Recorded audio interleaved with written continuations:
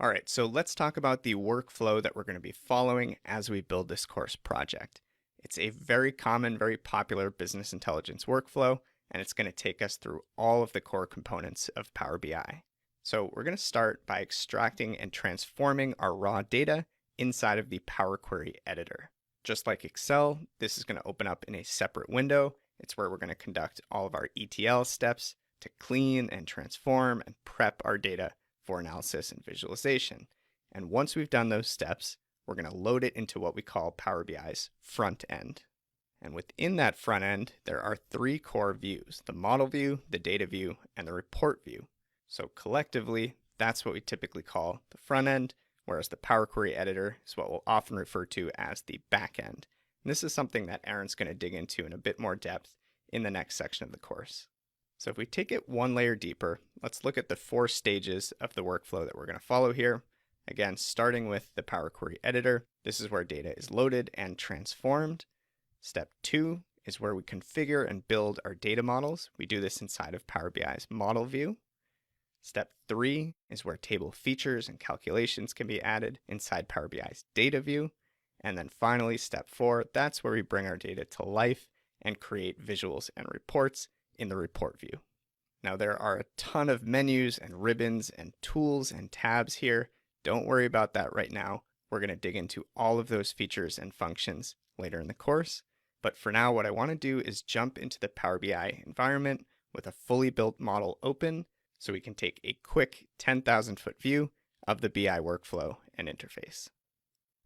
All right, so here we are inside of Power BI. As you can see, we've got our AdventureWorks report pulled up here.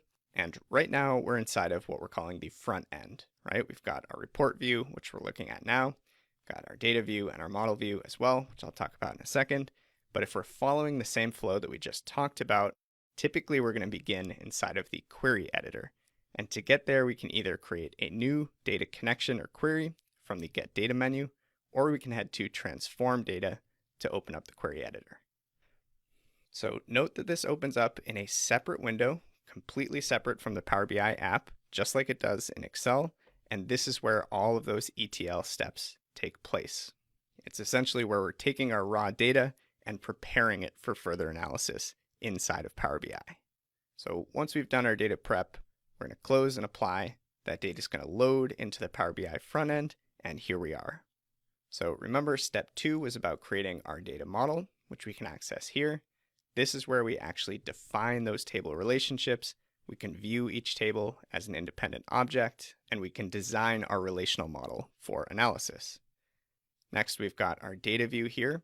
This is the one place that we can actually see the details of our tables in rows and columns, just like Excel.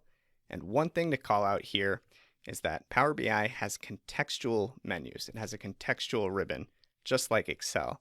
And what that means is that based on what you're selecting, you'll see different menu options. So right now I have a table selected, product lookup, so I see a table tools menu here.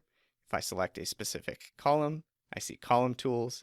If I select a specific measure, I'll see measure tools, and so on and so forth. Now the last view we talked about was the report view. And of course, this is where we're going to add all of our charts and graphs and visuals to create custom reports and interactive dashboards. One thing that's pretty cool is that just like Excel, we've got these tabs here to break out different views of a report that we can navigate just like we're inside of an Excel workbook. So there you have it. Hopefully that's a helpful high-level overview of the Power BI workflow and user interface.